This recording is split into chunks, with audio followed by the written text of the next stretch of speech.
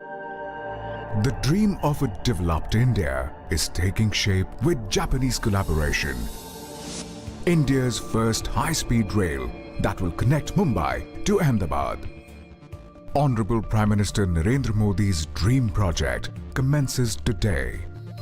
This project will be built and operated by National High Speed Rail Corporation Limited. The first step of the project would be construction of a training institute in Vadodara, where more than 4,000 officials will be trained on the new technology. Then across rivers, roads and rail lines, bridges would be constructed.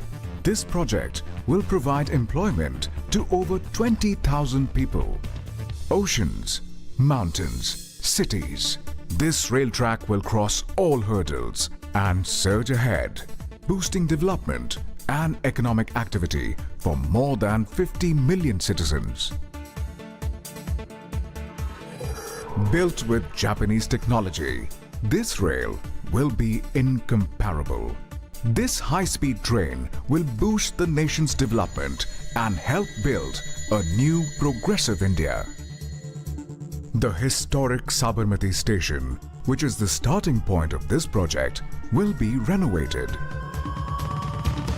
This train that runs at 320 kilometers per hour will be tested according to international norms.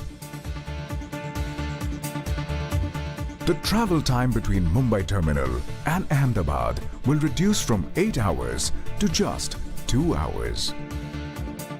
150 million passengers will benefit yearly, and India will join the elite list of nations successfully using high-speed rail. Thereby, this glorious journey from promise to prosperity will be completed.